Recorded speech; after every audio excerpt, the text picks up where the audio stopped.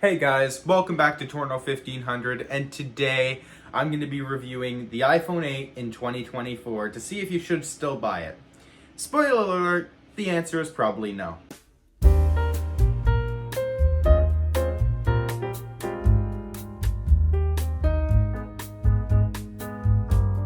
So the iPhone 8 was released in 2017 alongside the much more popular iPhone 10 as the budget model. And I know a lot of people that bought this over the iPhone 10. I'm like, why? And I'm like, okay, it's just a cheaper model. And I really knew why when the iPhone XR came out and everyone was buying that because it was the cheaper iPhone. In no time in history can I think that this was a good deal ever, because it was like $100 more expensive than the iPhone 7 brand new for the most of its life.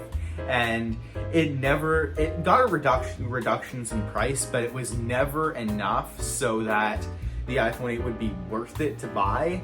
And then the iPhone SE came out in 2020, which basically killed and buried the iPhone 8.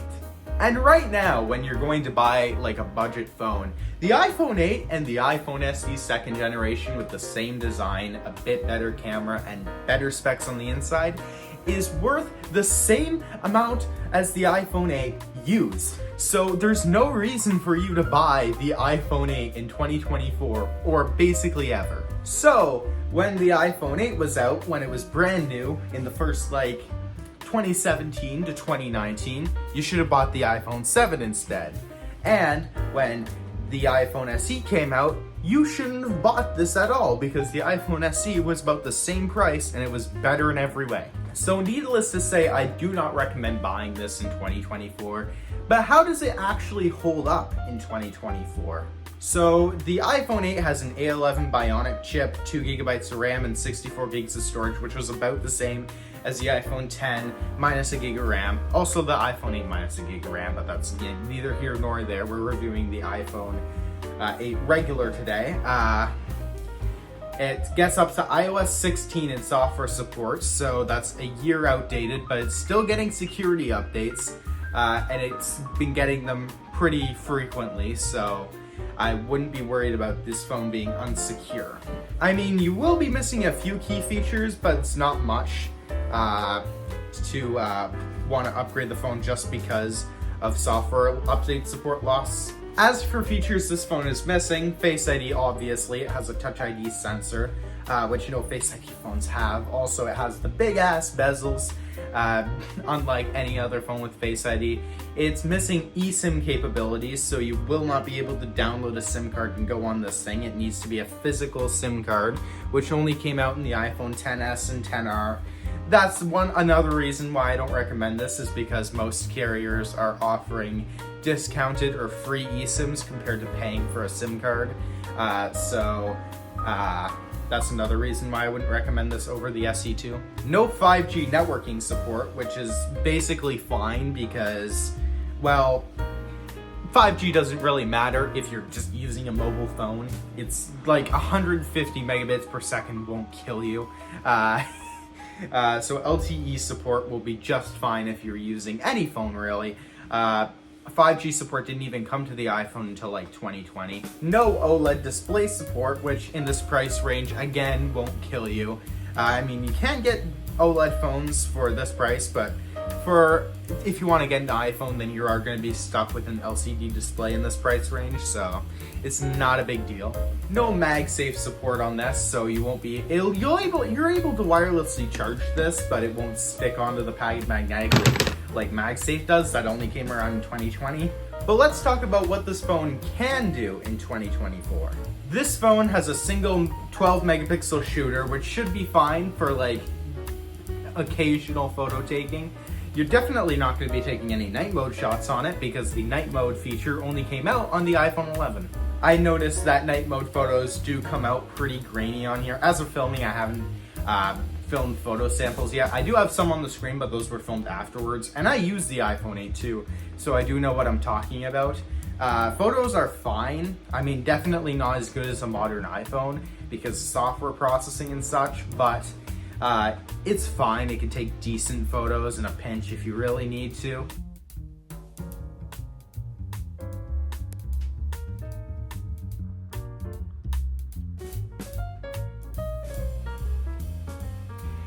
And this is the front-facing camera on both the iPhone 8 and the iPhone 14 side by side. Probably not the best idea to be filming in front of a window, but yeah, here's an idea of what that looks like. Also, I want to talk about real-world usage for a second because there's a couple things that make this phone not as great for daily usage. So it has a 4.7-inch display, as of most older iPhones do. It has, I'll put the resolution up here, I don't remember it off by heart, but I think it's like 640 by 1136. Anyway, it's fine. I actually like the smaller form factor. Sometimes I just use this because I don't want to carry my big iPhone 14 around, or I'm just scrolling through TikTok on it and I want another device to scroll through TikTok while I'm doing something else on my main screen. Performance isn't that great, so it can scroll through TikTok and social media without much difficulty. I've tried that on here, and I have noticed that it gets really hot, especially when wirelessly charging, as do most phones, but this is on another level. So my friend was using this to play Roblox and all that other stuff because this was the only device that he could play Roblox on, and it not only did go down to like 20 FPS, but it was really hot. Like, he said it was burning his hands at some point.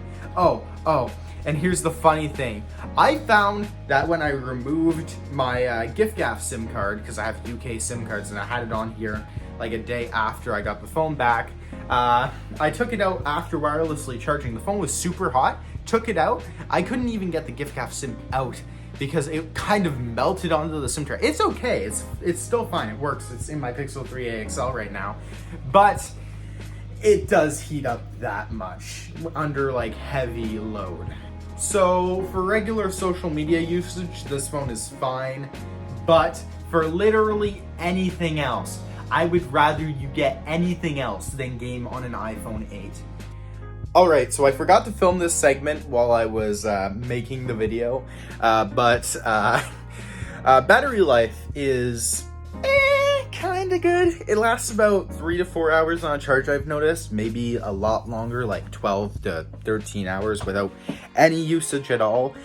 I have noticed the battery expanding, which is kinda common on this model. I've seen a few photos of iPhone 8 batteries expanding online.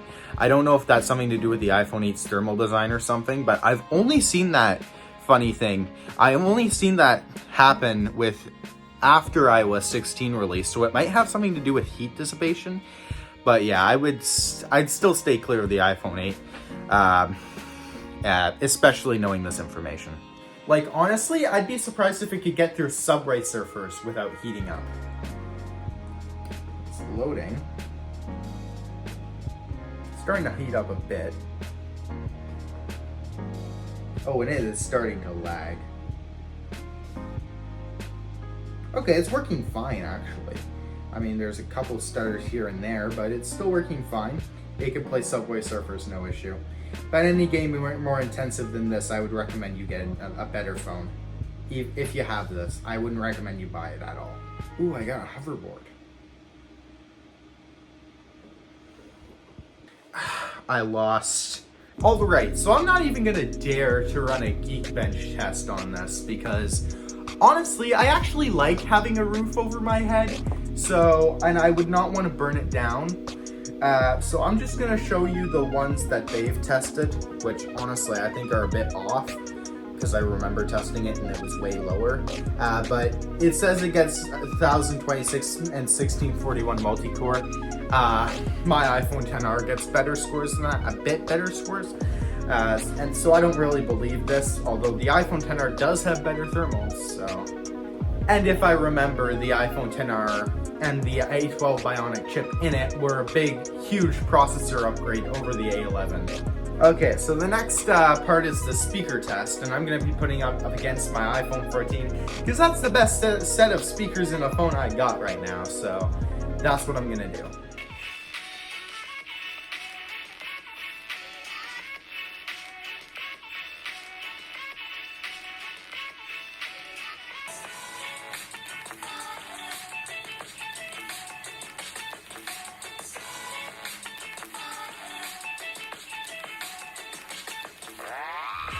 Okay, so what you just heard was a audio sample from both my iPhone 14 and my iPhone 8, both filmed on my Pixel 3a XL. While the microphone might be different and might capture different and it might reflect different on your speakers, this should give you an idea of what sounds better. And obviously the iPhone 14 sounds better. What am I kidding? Who am I kidding? The iPhone 8 does sound pretty good for its time, although I would rather the Pixel 3a XL speakers, if I were to be honest.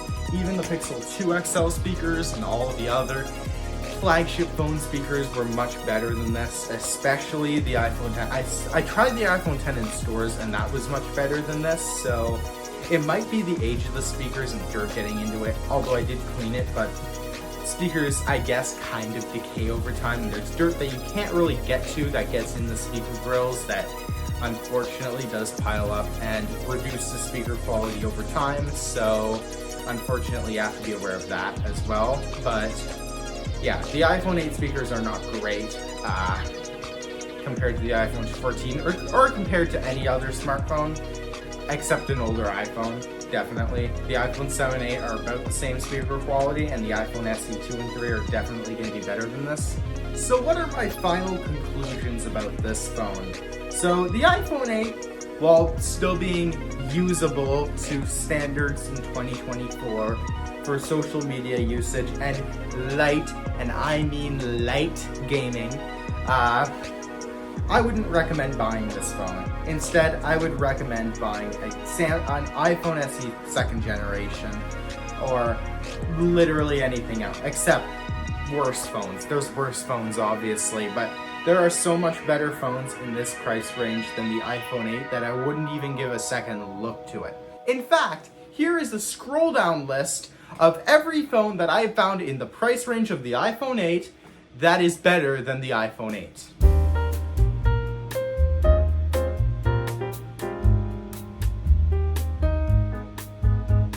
Yeah. Now, if you're still rocking an iPhone 8 and you still have an iPhone 8, great, good for you.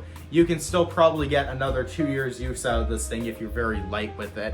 Although I would recommend changing the battery if you're planning on doing that. And do it yourself, because every shop is gonna overcharge you. And if you're not confident enough to do it yourself, the stores are gonna, every store you go to is gonna overcharge you. So just pick up an iPhone SE 2nd generation if you're not confident on doing the repair yourself and you're having battery issues. So TLDR, if you still have it and you still like it and it still works for you, good, you can get another couple years use out of the thing. If you're looking to buy a budget phone in the $100, $150 segment, look away from the iPhone 8 and look at literally anything else. But anyways, thank you guys for watching. Comment, like, subscribe. Maybe if you want to donate, go to my Patreon. And if you want a disclaimer, links in the description. So I'm not making videos on there anymore, exclusive content. But if you want to donate to the channel and help me out a little bit, then you can still donate there. Thanks to all the Patreons that are donating, which there's only one at this moment. But anyways, thank you guys for watching. Comment, like, subscribe, and I'll see you guys later. Bye!